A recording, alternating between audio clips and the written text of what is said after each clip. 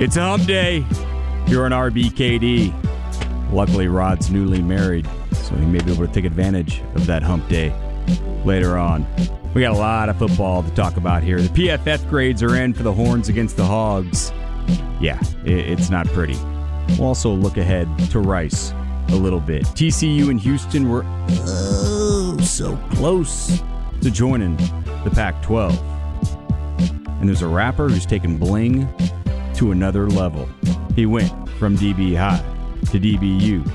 Somehow ended up in Detroit. He's in more private clubs than a swinger, yet he's not. He's as open-minded as anyone, yet discriminates against white foods, condiments, has never had vanilla ice cream. Tough to believe. He's a football theorist. He's an All-American. He wore number 21. He's the one and only Rod Babers. And my co-host, he's a lifetime Longhorn, but first, a lifetime Austinite, a conservative liberal who doesn't discriminate, which is why his dating history looks a lot like a commercial for the Rainbow Coalition. He was a reality TV star before it ever was a thing, and yeah, he's only got one ball, but more testicular fortitude than your whole team. That's my man, the estimable Kevin Dunn. Getting choked up. Getting choked up with my one ball. Getting choked up talking about it, man. Yeah. Well, what would have happened with two balls? How you doing, brother? I'm doing well. How are you doing? Doing good, man. I appreciate you bringing in, because we forgot yesterday. You told me you had it, the banana nut bread. Yes, that's my fault. I had it with me, and then I just left it in the ride, and I had it in the back. And even when we left, I probably should have brought it back in. Then I forgot. I didn't see it until I got home. And I was all like, good. All good. I'll just bring it. I'll bring it in the morning. I got a treat during the show. Yeah. So, yeah, man, it's your banana nut bread. Which I can't believe you don't like that. Not a big fan. Yeah. Don't worry, more for me. It's got exotic nuts in it. And then you can choose your own nuts, right? The nut is not specific in banana nut bread. It's not. And there are multiple nuts in that. And that's what I'm saying. People, they just kind of freestyle the nut thing, and that's why that's dangerous. You can't. Yeah, that's why I don't go with the banana nut bread. Go with the pecan. I'm not. Yeah. Now what I'm saying, like you can't. There's no way I could figure out what kind of nut's going to be in there, and then I get caught off guard. Is there a nut you don't like? It's a couple of nuts that I'm not really, a fan of. I'm not sure there's a nut that I'm really. There's that I'm no not a fan nut of. that you're not a fan of. There's not a nut that I've had. I'm not a pecan fan. Not a pecan fan. Really? No. Pistachios. I know a lot of people love them. Isn't that a nut? Yeah. Not a big pistachio guy. Trey saved the text. I don't care if it's a. I'm sure it's a. He's probably a nut snob too. It's an omelette. Yes. What's an omelette? I do like almonds. I like cashews. Peanuts, of course. I mean, who doesn't like a peanut? Well, you don't like pecans, so. I like pecans. I don't like, it's like a Brazilian nut. Pecans. Yeah, Brazilian nut. I don't like pecans. Yeah. I'm not sure I've had Brazilian nut. There's a Brazilian nut, I believe. I mean, right? I've had Brazilian, but not nuts. All right. There's enough of this nut discussion. You know my theory on them.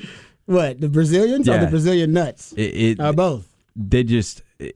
pretty much because of the way that thing is built and all the different people that have come to Brazil, they have screwed themselves into maybe the best looking population. Hence, their STD rate, HIV rate is very high because it's very high. This is true. Because everywhere you walk, you'd have sex with someone.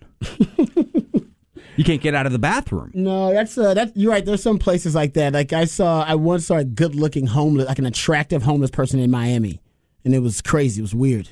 They were genuinely attractive. Oh man! Like it was actually he was an attractive homeless person. Run some game. It's like only in Miami. Right, only in Miami. Only in Miami. You don't see attractive homeless people. You usually don't. I mean, it's tough to stay attractive if you're homeless. That's part of it too. But also, people with cats. Attractive people get more advantages in life. That is true. The studies have been done. Yes, they have. And on the other end of that, unattractive people, unfortunately, they are treated like minorities in this country. It's unfair. But nobody wants to admit they're unattractive, so they can't have an advocacy group like black people or our Asian brother or our Latino brother. Nobody wants to go, no, I'm unattractive, and it's hurt my ability to get a job. Nobody's walking into that building. This is unfair. And I need government support. Damn it. Help me out. Help me out. I'm ugly. Look at me, damn it. Yeah. Look at me. Well, you could also convince them too. If you don't have enough money, you could just say, "No, you're not."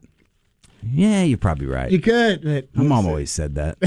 But don't worry, the unattractive people, you're in the minority, just like attractive people. Most people are just average looking. Just average looking. Yeah. Just hanging out. Just hanging out. Just doing your thing. I'll take Texas to be average right now. Texas, we're trying to move on to Rice here a little bit. Because we've seen one good game, one bad game. So that basically averages out to... That would average it out. To average. Right.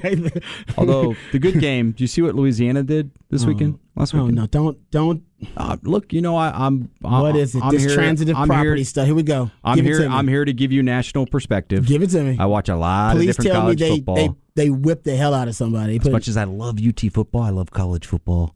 Right there. And your DVR suffers. It does. Oh, man. DVR bloated. is drained. It is obese. Bloated. I need to give it a vaccine. It's in that percentage of people that it's high risk. It's high risk. You have a high risk. It's high risk vaccine. They beat Nicholls State 27-24. So we'll find out. I mean, hopefully Louisiana's good. I got my boy Elijah Mitchell running for the Niners. But wish you wouldn't have started off the show with that. Wish you'd have waited to the 6 o'clock hour. Just giving numbers. For that little bombshell. You could have just, you know what I mean? You could have just dropped that at 6 o'clock. You would have dropped that here at the beginning of the show. Okay. Okay. All right. And now you want to talk Texas football, I'm sure. You trying to get me riled up. Texas football. You know, on Wednesday, I am calmed down. Trying to get you goosed up. It's hump day. I yelled for the first 2 days of the week, and I'm calm now. I'm ready to move on. It's like when you're breathing. When you live with somebody and you live with someone, you get into like a bad argument and they don't talk to each other, or you have that angst for a couple of days. Yeah. I'm at that point now. I was like, listen, I don't care about the argument anymore. I'm done. I'm moving on. I love you. Let's move on together and let's just go back to our regular everyday life. We'll agree to disagree on whatever the hell we were talking about. It doesn't matter that much. And if it does matter that much, you're right. You're good. You got it. Let's move on. So I'm at that point in my relationship with Steve Sarkisian right now. Let's just move on. We'll agree to disagree. You had a very bad day. Let's agree you had a bad day. You had a bad day. You had one of your worst days as a professional coach. Let's just agree that was it. You have another one, then, we'll talk again. Then we might have to revisit this issue, and you don't want to do that. But so I'm at that point, and then you bring up that stat. I'm ready to move on to Rice. Saying. I'm ready to start talking about beating Rice. Going through stuff last night. The Owls. Do they have a hoot? Do they hoot as a hoot? I don't think they hoot as much. Do they? I mean, is that a thing when you're an owl? When owl's your mascot, you got it. Isn't that what an owl does? I think so. Yeah, they do. Do they do that? That'd be really cool if the whole entire stadium did it. They don't. They have the mob. Nah, the band. So, the band's gangster. Yeah. It's cool. So Rice is, for me, the best academic school in the state of Texas. It's a phenomenal school. Shout out. It's in Houston. H-Town. But when I was doing one of the Astros Classics, right? Yeah. And Rice was there, Texas was obviously there, and doing it for ESPN and talking to all the players the day before the tournament started and talking with some Rice guys. And this is when Rice baseball was still, they were getting high level guys. Guys are going to be first and second round picks. And they had two starting pitchers who were big time. They were thought to be, this guys could be first, second, third rounders. Not going to give their names, but was talking to them and just trying to get you, because we're doing 3 games a day. And what if there's a blowout? I'm trying to get some background information, stuff you can say during the broadcast, right? It's baseball too, so it's slow. And talking to these guys, said, man, how's Rice? And this one guy was so honest. It was great. He's lucky that I'm me, and none of this is going to go on the air until the radio, not using his name years later. He looked at me and he said, I hate it. I go, I hate it. What? He goes, chicks are ugly. Our fans are old. I hate it. Wow. I go, well, okay. He goes, I'm just here to play. That's pretty damn honest. I'm here to play baseball and get out of here. That is really honest. The chicks are ugly. Fans are old. Yeah. I hate it. I hate it. Man. But he's in Houston. So you don't have to actually date the women on campus. That's You're true. in one of the largest cities in the world. So, and if they know their stuff, they know you could be a millionaire soon. Yeah, well, you might have to sell that to them because ladies don't. Right. It's why it's easier on campus when you're a big man on campus because the know. ladies This is know our a Friday little night bit. ace. Yeah, somebody's like, hey, you know what that is or whatever it is, something like that. So, I feel them now. The chicks are ugly. Chicks are ugly. The fans are old. The fans are old. I hate it. Well, I'm not going to write that down. Wow. Yeah. Yeah. So Rice is a great school. It is a great school. Great school. I mean, I used to work out at Rice. I worked out at Rice almost every day. You had sex at the 50. I had, yes, I did. I had relations on the 50-yard line. Relations? With a young lady. What are you, a politician? No, it was special, KD. I'm sure it was. It was special. I'm sure it was. It was on the 50-yard line, Knowing man. you probably brought a picnic. They played the Super Bowl there. I know. It's special to me. Was it special for her? Oh, yeah. Very, very special. Oh, man. You don't think she remembers that? I'm sure she remembers it. You don't think she remembers that? There's a lot of things I remember that aren't special. To this day, kids, married, husband, everything, still remembers. Sure, husband would love that one. He doesn't know the story. Maybe right. he does. Maybe he does. Maybe he knows the story. Maybe he's trying to top it. Now, if it would have been Deion Sanders, that's a different thing. He would have been proud of that. They used to keep the stadium open. It's crazy. Yeah, stadiums used to be open. They used to keep it open at night. I used to go there at night. And stadiums at night are so romantic. It's weird. They are. You know what I mean? It's strange. I hate to say that's weird at night. We used to play yard football. I used to sneak into DKR all the at time, Memorial after the game. Yeah. It was a different world. Parents would go to Schultz and you go, hey, walk back here. Make sure you're back here in an hour and a half. Yeah. And we'd walk on back. You were good. Is that when the track was? Track was there? Yeah. You'd go run around. People used to work out in the stadium back in the day. Yeah. Like just random, just regular people. Regular people. Run the stairs. Times have changed. They've changed. You can't be a big-time football program and have your stadium be open to the public. That's just the reality. Though. No, this has to be a tour type situation. Yes, you need to schedule that. Who do you know? And you can't go work out there. And you got to keep jabronis from me from trying to bang it out on your 50. That too. I know some people that did that at House Park. Oh, what's a beautiful stay. I bet that was special. Right. There you go. Passerbyers on 15th. Get a little peek. Well, you got to do it late at night. That's the key. Oh, there's still people driving by there. That's true. That's why it's bad. Rice, you can't. There's no way driving by unless you're like literally in a plane or a helicopter or something. So I was at least that discreet. All right. Before we get to Rice, PFF grades. You and I both like Pro Football Focus. Very analytical. They don't know the difference between Bijan Robinson and Deshaun Jameson. They're trolling us. But they've been trolling us for about, as Rod pointed this out, he was all over it, probably like a month ago or maybe 2 months ago. Because they did it once, they got a bunch of feedback, and then like, oh, we're going to have fun with this. They've done it at least 4 times now. Come on. Since. That's crazy. It's created some funny memes, whatever the hell they're called. Yeah. Or just Twitter reactions with Texas fans. I'm waiting on Bijan. Where I've seen Chance mock. I'm going to tell my kids this is Bijan Robinson. Yeah, I'm waiting on Bijan to respond to it, though. He hasn't responded. He's too humble, though. He's just too nice of a young man. And hopefully he's focused on other stuff. That is also true. Good point. Now, Bijan's PFF grade would be tough, but I can only imagine the offensive line and a majority of this team did not have a very good PFF grade against Arkansas. So I'll give credit to Longhorns Wire because they're the ones who threw out at least gathered the information from the Pro Football Focus site. And they had some of the best, the highest grades defensively, the highest grades offensively as well. According to Longhorns Wire and their information that they gathered from Pro Football Focus, B.J. Foster defensively had the highest Pro Football Focus grade for Texas in that game versus Arkansas with an 83 grade. Doesn't surprise us. No. Made the big interception, and he made a couple of plays. He almost got, remember that play in the end zone where he ends up he's outstretched and ends up getting his hands on that one too. That might have been a hell of a play, but I mean he actually made a lot of plays in that game, and he came down and made a few hits early in the game too. So he got the highest score. Moro Ojimo, defensive tackle, which I'm surprised, got the second highest grade, 81. Anthony Cook, who you said actually had a good game when you rewatched it actually a second time. Was that right? 79.8, so third best defensive grade for Anthony Cook. Josh Thompson at 77, fourth best defensive grade. And Kinfolk, Darian Dunn. Shout out. At 69.8. BK would be proud. Darren Dunn at 69 with the fifth best defensive grade. Probably should round up, get a man 70. So defensively, it's strange. Actually, a couple of those match up with the eye test. BJ Foster and Anthony Cook. Josh Thompson, because they didn't test him, they went after Deshaun Jameson, which surprised me. Because if I am building a game plan, I'd go after Josh Thompson. The numbers tell you to go after Josh Thompson. Yep. But Arkansas decided, now we're going after Deshaun Jameson. Good time to use that double move. It was the perfect timing of that play call. Perfect time. It really was. Because the momentum was it wasn't. Texas didn't capture it yet, but it was starting to swing. It was right. The B.J. Foster play had just happened, and then Texas had just scored. They went in to score, and they kicked it off. And that first down, they stumped them. Matter of fact, it was a 2nd and 10, I believe, on the double move because Texas stopped them at the line of scrimmage, and they called Deshaun Jameson sleeping. He was just over there sleeping. I know he was. I don't blame staring him into the backfield. for peeking into the backfield, considering. Yeah, you can peek. Don't stare. Yeah, it's like cleavage. That's Costanza. Don't stare. Right. Don't. Get a good look, Costanza. Get a good look. And when you're, every man knows this. Get a good look, Deshaun. Every man knows this. When you're with your woman, you peek. You don't stare. Then you get caught. I stare. You can peek. Oh yeah, you're single. Right. Yeah. Now you can't. Now you peek, stare. Like I saw. You're very like you saw. I saw it. Trust me, I saw it. Right. I don't have to look at it to see it. My peripheral vision is amazing.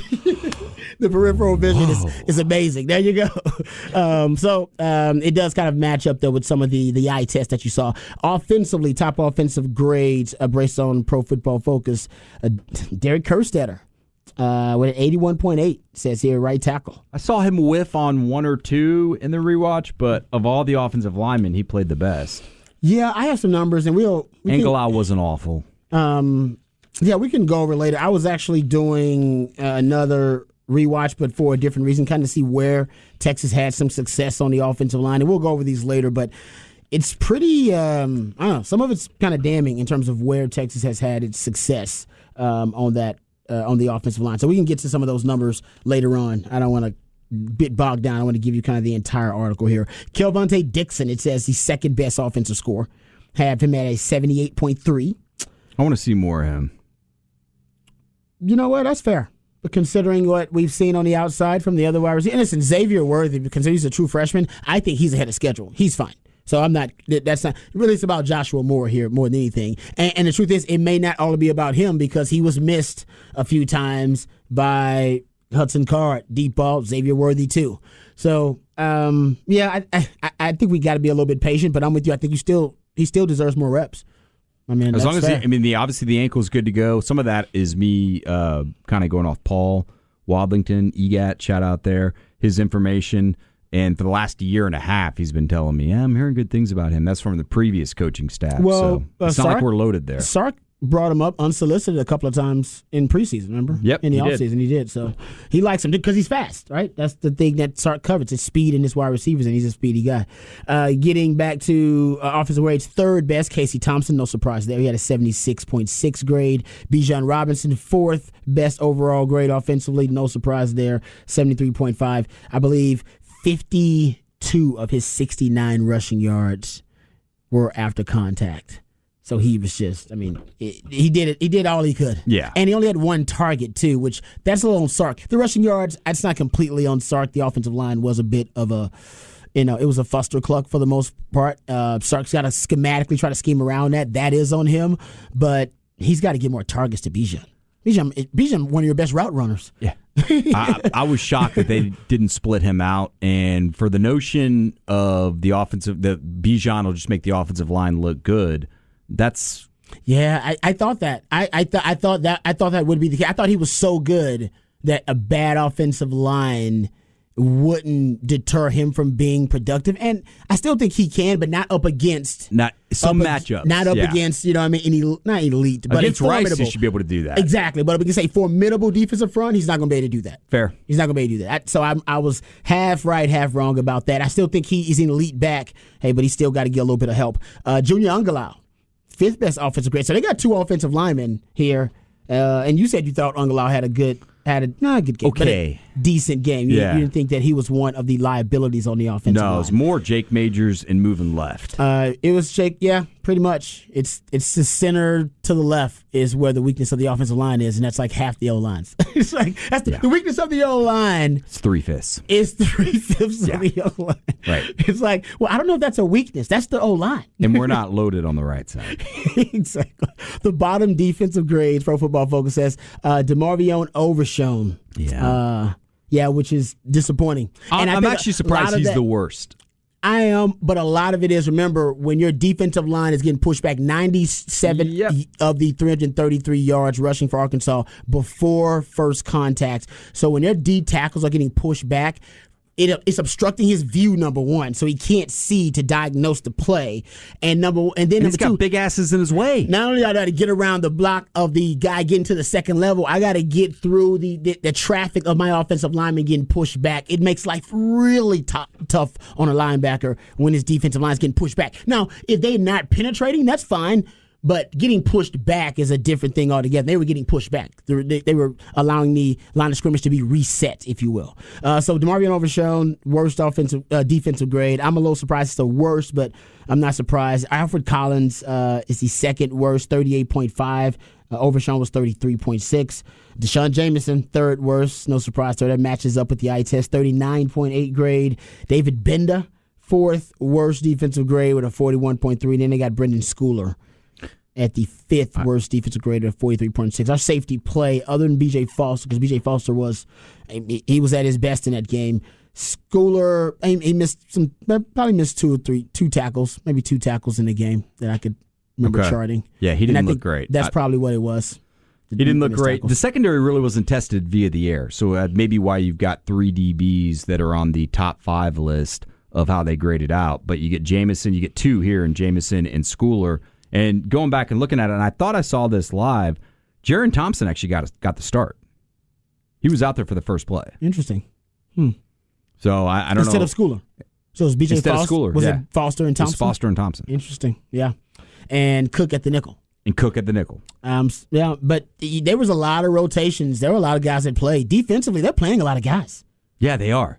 They played 30-plus against Louisiana. I don't know if they're troubleshooting, finding solutions, or just trying to make sure that guys have depth so later on in the season, or maybe it's early on and guys don't have the conditioning. I have no idea. They're playing a ton of guys. They are. Like, even at corner. Yeah. Ken Folk playing. They're playing 4 corners. Right. Deshaun James and Josh Thompson done, and they play Keaton Crawford, too.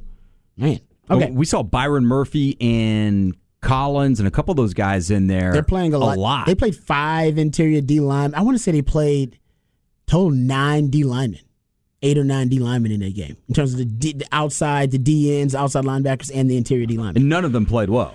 No, I'm not trying to pick on you. Just being honest here. But you're right about that. I totally agree. Offensively, real quick to wrap up this article, the Pro Football Focus grades for Texas versus Arkansas. Hudson Card had the bottom offensive grades. Hudson Card, the worst offensive grade, 42.8. Then Jake Majors, the center, 43.9. Then Jordan Whittington, who had 2 drops, 49.8. Then Joshua Moore, who just can't seem to really get open, 51.8. And then Marcus Washington. I don't even think I saw Marcus Washington. Got to go back and watch the game at 53.4. Felt like 2 plays, and he was okay on one, and so you miss the other, and you're at 50? Man, Pro Football Focus just don't like you, Marcus Washington. I guess not. Pass blocking grades, they have Junior Angalau with the best pass blocking grade. That's good to hear. Yeah, 81.8. Then Keelan Robinson. Then Bijan Robinson, 74.5 and 71.5. So backs are 2 and 3 in pass pro. Yeah. Then Kerstetter, 70.9 at 4. Then Cade Brewer, 69.1 at 5. Then Okafor, 6, 60.5. Then 7, Christian Jones, 51.4. 8 is Gunnar Helm, the tight end, 22.3. And then 9 is Jake Majors at 11.9. That is his Pro Football Focus pass blocking grade. That can't be good. 11.9. You can't even legally date his pass blocking grade. Depends on what's country or state or even state. Yeah, so we even said it. We said it on post game. You and I said it on Monday that Jake Majors may have been the worst of all of them. It's easier to look at Jones and Okafor because they were really bad. And we know with the center position, I don't think there's anywhere they can go. You're not going to move Kerstetter there. We've already seen that. Please don't do that. No, and then they go with Tope Amade? They experimented with, I think, Angalau there at one point. They experimented with some guys there, but you're kind of stuck with that. You are. Yeah, you got to work around that. He's your guy. You got to find solutions to that. I think other places. I heard Casey stuttered on with Bucky B&E this morning, but it was just E because Bucky had some family business to attend to, and he said, he talked about experimenting with, man, if Kerstetter is the guy that can play anywhere, move him inside to guard on the left side to try to help yourself out on the left side and see if Carrick can, maybe he can go play right tackle for you. Yeah. Which he's a tackle. And see or you can move Angalau to the left side to try to shore up the left side for you a little bit. He said you got to find a solution though on the left, and I totally agree with him.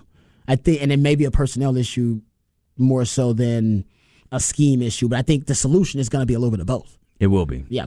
But it's a personnel issue. It's a personnel issue. Hey, speaking of personnel, my friends at Steiner Ranch Steakhouse, they have great personnel. You hear me bragging about Steiner Ranch Steakhouse all the time. They have the best views along with the most exquisite cuisine, along with the best service of any restaurant in Central Texas. It takes an exceptional team, that personnel, to make that Steiner Ranch Steakhouse experience truly special. And now, my friends at Steiner Ranch Steakhouse, they're hiring at all positions, including managers, hostesses, servers, line cooks, kitchen staff as well. Steiner Ranch Steakhouse will be offering competitive wages for all new employees. And of course, we know my friends at Steiner Ranch Steakhouse are synonymous with exceptional style and impeccable standards. And that's because they have a staff of extraordinary men and women. All right, they're the personnel that we were just talking about. And now it's your chance to join that all-star staff at Steiner Ranch Steakhouse. For employment inquiries, give them a call at 512-381-0800 or visit steinersteakhouse.com to submit your resume and contact information. Also, speaking of Steiner Ranch Steakhouse, remember September 23rd,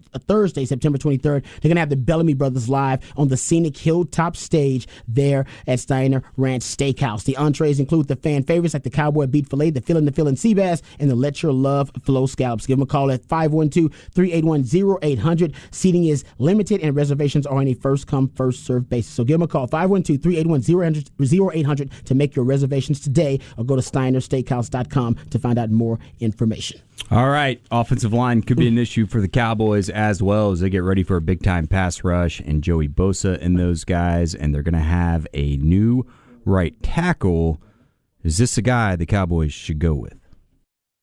The flame's about to drop. Here comes the brand new flavor in your ear. Time for new flavor in your ear. I'm just kicking new flavor in your ear. Like a brand new flavor in your ear. Here comes the brand new flavor. Welcome back to RBKD. It is a way back Rap Wednesday, old school hip hop hump day right here on RBKD. You can always hit us up via Twitter. I'm at Rod Babers in the Twitterverse. My man Kevin Dunn is at Kevin Dunn01. You also hit my man John up at JS Reichel in the Twitterverse. He's actually the one twisting and tweaking the dials back there and spinning the jams on a way back Rap Wednesday right here on RBKD.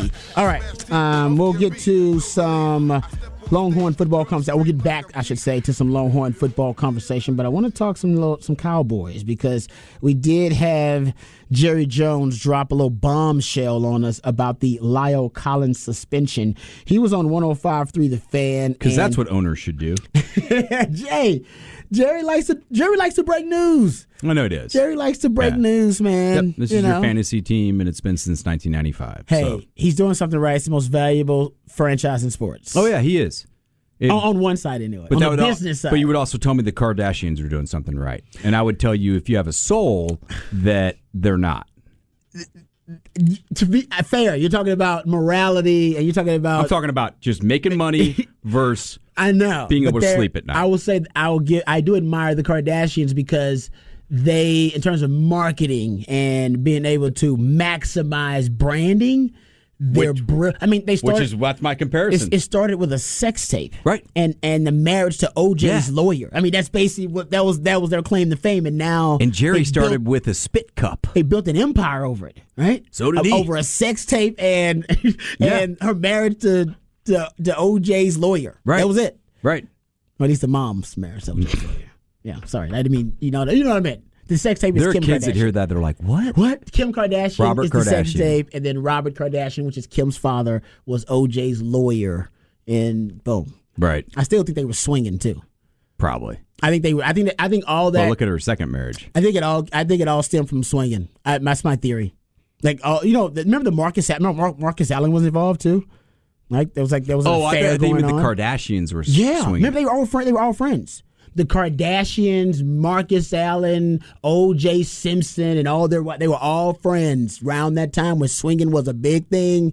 I'm just throwing it out there. Swinging's like cocaine. It still is a big thing. And I just think it's not talked about as much. I'm saying that some misunderstandings happened with the swing. Go look up Marcus Allen and O.J. Simpson. There was like some stuff there. Got back some in the day. homework tonight. Got some homework. Look it up. This all works out well. Rest in peace, Norm Macdonald, who got fired for giving OJ jokes. Yeah, we loved OJ jokes. Oh, Those were fantastic. His OJ jokes were really good. Honestly, Norm Macdonald's he's iconic. He's almost at this point, and I think he will now, unfortunately, become even more legendary. That works. Because I think America spent a great deal of time on Twitter last night just reliving old clips. Or I think a lot of people did. And I was a fan of his, but he wasn't one of my favorites, and he started to become one of my favorites last night. I had a new appreciation for him after last night. A lot of people put some stuff out there. Well, I mean, I'm 40, but I mean, a lot of that stuff is from the 80s, like, you know, when we were babies, when we were young, 80s. And when was he on SNL? 93 to 98. Okay, 93, 98. Yeah, they were pulling out stuff from him way back in the day. I was watching SNL like all early the time 90s. Yeah. I don't know if I was watching SNL in the early. Maybe I was. Well, soon, I don't know. I was watching SNL more from 8 to 20 than I have been from 20 to 43. You're an old soul. I really am. Yeah, that's true. All right, let's talk about Jerry Jones because he's an old soul too. He was on 105.3 The Fan, and he revealed that second-year tackle Terrence Steele is going to be starting in place of Lyle Collins, who's suspended for 5 games after violating the NFL substance abuse policy. Did you hear the backstory on the violation of the substance abuse? He didn't show up. He didn't show up. So it wasn't that he, didn't pass a test. Right. Or came up, it was that he just didn't show up for the test. So I heard Ari Timken did a good job. Just didn't show up for the test. And if you don't show up for a certain amount of them, then it just flagged as a positive, and then boom, you're put into the protocol. So weird. It's guilt by omission, as Ari Timken said, but that doesn't necessarily mean that he's got a drug problem. But it could be that he didn't want to show up because he knew he was going to test positive. That could be it too. But he's got to be. It has to happen multiple times for them to actually suspend you. Okay. You can miss a test. That's just that's just a flag. And then they're like, all right, well now we're gonna schedule another one, and you better get to this one. And then I think they give you another chance. I think they give to avoid no-show for a no-show. And that does sound like guilt. Yeah, something's going on there. I don't know what that is. That's weird. But anyway, he's going to be suspended for 5 games, and they're not appealing it because he just didn't show. What are you going to appeal for? What are you going to say? He can pee now, but didn't show up. Right. It's not about the levels of THC in your system or whatever. Well, that doesn't matter anymore. I'm old. I'm like an old man. Right. Or whatever. That's what I'm thinking. That's me. Weed doesn't matter anymore. And weed's the one that stays in your system the longest. Yeah, weed stays in your system depending on the fat cells you have in your body. It's about your fat content, pretty much. Your blood, not your blood alcohol content, but so does this help out fatter people? Well, I think it sticks to fat cells, from what I understand. They're just losing every battle. So now. It's about your. It's unfair. It's about your body mass ratio, that kind of stuff. Okay. Body mass index, and that determines how. So if you got a lot of muscle and less fat, then it stays in your system a shorter amount of time. Don't know. It just depends on your metabolism. Gotcha. But if you're more fat you have and more overweight, then it sticks to your fat cells and it stays in your system for a long time. Even more than 40 days, potentially. Interesting. Yeah. 40 days is like kind of the average. I was told. Yeah. Hey, he was told, people. There's obviously not been a lot of research done. Sat down with Ricky one day, and then Ricky just schooled me. Just laid it out for you. I kid. I'm joking. But yeah, so he's suspended for 5 games. They're not going to appeal that. That's done. And like I said, marijuana doesn't matter anymore. That's so weird. So if he was smoking weed and that's what it was, and that's why he didn't show up and he was scared he's going to test positive, it's like, dude, that doesn't matter anymore. Yeah. So I still wonder what it is, but they won't reveal that. And that's true. That's for his personal reasons. That's why Ari Timken was so flabbergasted by the whole damn thing. It's like, why? It's like, what the hell? Why just are you not show up. Yeah. All right. Anyway, so Terrence Steele is going to be the tackle in his place, the right tackle in his place. And there are a lot of Cowboys fans out there who are going up against the a Bosa. There's a Bosa over there for the Chargers. There's a Bosa. I always mix up my Bosas, so I know there's a Bosa there. It's Joey over there. Joey. I know both of the Bosas are badass. Knicks in San Francisco. There you go. I mean, they're both pretty awesome. So you're gonna have a problem if you have a second. I think it's second year, but also a subpar offensive tackle there. And he was an undrafted free agent coming out of Texas Tech, I believe. Right now, Terrence Steele from? I believe so. Yeah, he's out of Texas Tech. But yeah, so that could be a problem for the Cowboys. So that'll be something that Kellen Moore's got to scheme up or scheme around. And here's something I found interesting when I was listening to I think Ari Timken brought it up too, so I did some deep diving. Actually, Ari Timken does a great job covering the Cowboys. You don't follow him via Twitter, you should. If you're a Cowboys fan, you should. And here's a great stat about the Cowboys' run plays against the Bucs. So remember, they basically abandoned the run game and decided they were going to just throw the football, and Dak threw for over 400 yards. And they almost pulled out a victory versus the Super Bowl champion Bucs. Kellen Moore admitted he called 28 run plays on Thursday night. Dak got out of them. Said Dak checked out of 12 of them. Right. So he said, because they were like, well, you abandoned the run. He was like, hey, I didn't abandon the run. I called 28 run plays. Dak did the right thing. Dak's got ultimate authority. Yeah. That's what it tells us one thing. Dak's got ultimate authority on the offense. It is his offense now. If he's saying I called 28 run plays and Dak's like, nope, I got this. This is good. We got this.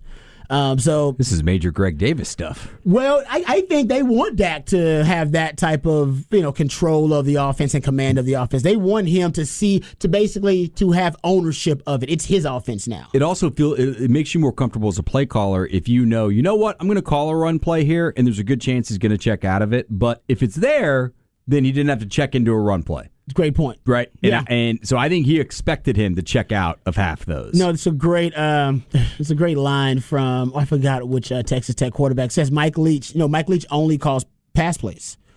And, some people don't know that the scouts go down and he tells them that. They're like, what the hell? What do you mean he only calls pass plays? That's it. But he will dog cuss you. If you don't check into a run. If you come to the sideline and basically, it was a third and short or something, and you didn't check and they had the numbers, he said he'll dog cuss you because he said that's your fault. You need to check. Yep. You're the quarterback. You saw that the run was there and that they were devoting numbers to the pass. You saw they dropped 2 deep safeties. Check it to a run. Yeah. That's on you. So it's. I think it's in that. I think you're right. I think all offensive coordinators and minds, they want their quarterbacks to ultimately be in command of the offense and take control of the offense. And that's what you saw from Dak. I love that stat. He called 28 runs. So Kellen Moore didn't abandon the run. Dak just decided, it's not the right situation for it, Coach. I'm sorry, I got to veto that. I love that. I think it's awesome. Steele is Texas Tech, by the way, just to wrap all that up. So. Yeah. And remember, I think it was against Atlanta. Man, it was a few years ago. He hasn't looked good. I don't remember, I don't remember how long ago. It was a really bad game against Atlanta the Cowboys had when they had all these makeshift offensive linemen in there. You remember that? I think they gave 8 sacks. I remember it. I think he got pulled. The question is, and then after that, they said, okay, we're going to move Zach Martin out to tackle. Well, if Zach Martin's back, McGovern looked pretty good. Looked okay. Now, it was a bunch of pass plays, and he had help around him at right guard. Do you move McGovern to right guard and move Zach Martin out to right tackle, knowing that Steele has problems on the edge with a guy like Joey Bosa? Yeah, it's going to be interesting. I mean, how quickly do you make that move? All right, Timken said he thought that they should have put Zach Martin out at tackle. I would. I would say the Cowboys' offensive line held up better than I thought. I know some people wouldn't believe that. They held up better than I thought versus the Bucs, considering they didn't have Zach Martin. Me too. I actually thought they did an admirable job because that arguably is one of the best fronts. If you can make an argument, it's the best front in the NFL. Yeah. Definitely run stuffing wise. Run stuffing wise, there's no questions. But even good thing is they didn't run. That's true. Well, that's why. Yeah. It's like why they've been the best run defense in the NFL for the last 2 years, and it's not even close. It's not even like the next closest team to them, I want to say, is close to like 10 to 20 yards away from them in terms of rush defense. But here's the thing. So that's that. Look, it's the best run defense. They didn't run. That's a smart thing. We find out Dak checks out of 12 of those 28, which just makes me like Dak even more, his understanding of the game. But it's also a pretty good pass rush, and they've got guys on the edge, and they knew at some point in this game, pin your ears back. They're not running. Yeah, that's true. So it gave Tampa Bay an advantage, and they still did a pretty good job. Yeah, they figured that out at one point. The Cowboys' offensive line. They're like, they're not running. Like, no. And if they run, we'll just we'll charge it to the game. But right now, we need to get pressure on Dak. Yeah. I'm sure you're right about that. So that's interesting. And also with the Cowboys, we'll get into breaking down that matchup with the Chargers a little bit too, but they might end up having some COVID protocol issues with some guys too. I mean, that's out there. So we'll get you. I'll get it confirmed and get the updates. But remember, that was an issue, of course, with Zach Martin. I mean, that's why he missed. It was a COVID issue. It wasn't an injury. They might have that on the defensive side. And you've got that secondary who's dealing with Justin Herbert. Keenan and all that. Well, they got injuries too. Remember, Kelvin Joseph, boss man Fats, didn't start that first game. I think he's on the IR, so he won't be starting the next 2 games. I think he got 3 weeks on the IR now as the minimum. So, it's Micah Parsons, though, I will say he's the real deal. And that was a good pick for the Cowboys. Defensively, I like what I saw from the Cowboys defensively. It's not something that's gonna change overnight. It's gonna be a process for the Cowboys defense. But early on, at least they made some plays. Secondary is going to be an issue, but they made a couple plays. Trevon Diggs, I think, is going to be a good player for you. You got some holes, but going up against arguably one of the best wide receiving cores in the league, and the GOAT, Tom Brady, I think everybody would have some holes. We'll see how they go up against some of the other competition in the NFL, not the defending Super Bowl champs. That was a good measuring stick and a starting point, though. I'll say that. Good starting point, and we'll see what the Cowboys do. We'll talk more about that game, obviously, as the week goes on. Back to college football. Man, changing landscape with a lot of stuff, including the transfer portal. Is the NCAA going to try and help out teams that get too many poached? My squad stays on point like that. It's the joint. Yeah, my squad stay on point like that. It's the joint. It's a Way Back Wednesday. Way Back Hip-Hop Wednesday. Who do we have here, John? We got EPMD, the joint. You know this one, Rod, don't you? Yeah, I recognize it. I didn't know it was EPMD, though. It's legit. Good job. Man, good job, John. EPMD, my brother would like this. EPMD is old school. Very old school. Yeah. I know I've heard this, but maybe once, and it's been years ago. I don't remember it. I can't even tell you what year this is from. But I like it, though. It's good. Yeah. 1999. 1999. Oh, man, that's a good year for us. That's a great year for us. That's a great year for us. Yeah, that's your prime. We're living it. Mm-hmm. Living it. All right, Division I Football Oversight Committee is considering a 1-year waiver. And this would allow football programs to go over the yearly 25-player signing limit. Feels like a lot of them already do that. And this is according to the AFCA director, Todd Berry. So the proposal, which Berry makes clear is far from finalized, so this is just a proposal, and they're hoping to get this done, that college programs would be able to recoup an initial counter for every current player that transfers. Okay, so does it just up the amount of counters? Yes. So if you've got 25, you get 25 that you can have in one class, right? So let's say that you lose 8 guys in the transfer portal. Okay. Then your next class, you could go up to 33. Okay, gotcha. All right. And that's not already a thing? That's so weird. Yeah, so strange. Yeah, obviously the transfer portal, considering how prolific it is now. Or it's actually 32, so it'd be 7 players. Sorry about that. Because the 25 from initially. The 25, yeah. And they're going to up to 7. Okay. Yeah, they got to. I understand trying to give teams a little bit of give them a little bit of freedom, so they can maneuver. It's almost like now it reminds me of the NFL, just kind of maneuvering a salary cap and working with a roster. It's not a salary cap thing, but they need wiggle some room. help here. They need wiggle room for the roster, right? Because they got so much influx and so many guys going out of the program via the transfer portal, and that's a regular thing for everybody now. It's not. It used to be considered unhealthy. Oh. Look how many guys leaving the program. That's Something's going on. 6, 7 guys leave. Toxic. I think every year now, 6, 7 guys are going to leave the program, and a couple of starters. It's just a thing. It's a thing. It happens. In Oklahoma, it happens to everybody. We've already tested this, as I talked about months ago, whenever this whole thing came down, or maybe even a year ago, that always study history. This has already happened in college baseball 10, 15 years ago. This exact thing. And it was... in terms of the transfer portal. Yeah, in terms of opening it up. And it was a disaster. It's like a free agency almost. To where they changed it. How long did they keep it? Maybe a year or 2. Wow. Yeah, it was obvious, and everyone said, you know what, we're trying to give these kids the best opportunity and trying to make them more freedom. But it's killing the whole system. Yeah. And so kiddos, sometimes you have to kind of learn that. So I thought this was going to be an issue, and I knew they were going to have to do something. And I don't think this is going to totally help this won't save do it. much. This won't do much. But yeah, because you're bringing in freshmen. Yeah. So if I lose 2 or 7 juniors and I'm bringing in 7 extra freshmen, well, down the road in 2 or 3 years when I'm fired, it may help out. Totally agree. This is them. I'm with you. They trying to put like a Band-Aid on something that is bleeding excessively.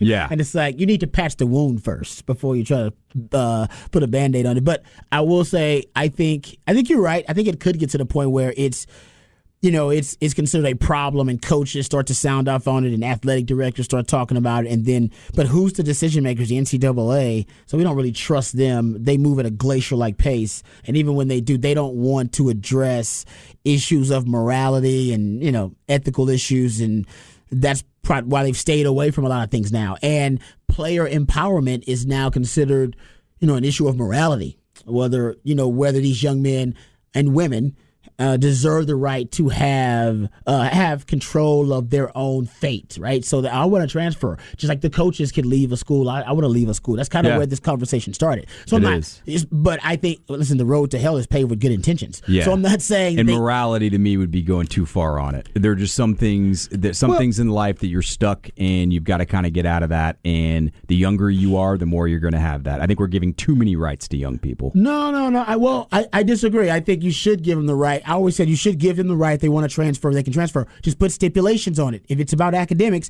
say it's about GPA. If you have a certain GPA, you can transfer. And then make the GPA that incentivizes 3.5.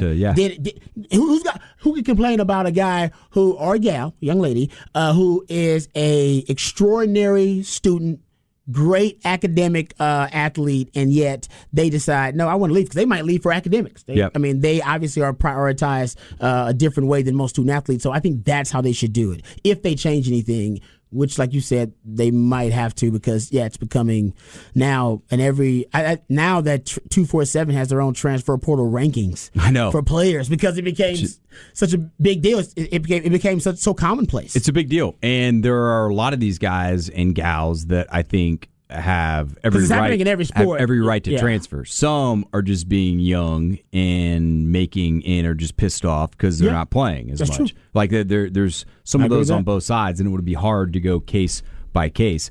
This is what Barry said. The problem that our coaches were facing was the fact that if I signed 25 players in December and February signing dates, then that leaves me with no initials to be able to handle the 5 offensive linemen that I might lose in the summer of next year. So everybody was feeling like they had to hold a significant number of scholarships back, with the idea that I've got to hold them back because I don't know exactly what I'm going to lose next summer. That's what Lincoln Riley said. Lincoln Riley said, I'm going to start recruiting less scholarship athletes out of high school, and I'm going to start using those scholarships for transfers. Mm-hmm. He said it's just that simple. He admitted that to the media. He said, no, this is, and some people, that was their concern, that this was going to have the very, fertile transfer portal market was going to have this negative blowback effect where some schools and some coaches prefer the transfer market. Yeah. And they decide, Chris Beard, actually, in college basketball, he prefers the transfer. I mean, not say he prefers it, but he uses both. He uses it. But I think Lincoln Riley's What would his roster admitting, look like without it this year? Yeah, Lincoln Riley's admitting, no, I'm going to use less scholarships on high school athletes and more on transfers, period. Yeah. Because he says it's worked out for him. And so there are a lot of pros to the transfer portal, too. I don't think this is a black and white issue. And I do think that also we talk about the lack of parity. We've seen that with college football especially. And I do think this is a way to maybe the Virginias of the world or programs like that where they use that portal and especially get a quarterback that important of a position, then it will add a little bit more parity to a sport that needs it. I mean, I've looked at it. There are a lot of pros. There are a lot of cons on each side. It is. To be honest. And to where I've gotten actually a lot closer to, I kind of get the transfer portal. And save your text. That's outside of Chris Beard turning what would have been maybe the 8th team in the Big 12 to a top 5 preseason national team. Yeah. So it's helped me out as a Texas fan a lot. But also I care about the overall health of the sport. And I see exactly where Barry's coming from. Like it's going to be tricky to keep this going long term. Yeah. Without adding some things and making guardrails is a great way to put it. A little regulation, but the NCAA is the one in charge of that. And I know. We have no faith in them. But I agree with you. Barry's hopeful that it'll be voted on in October. Exactly. Yeah.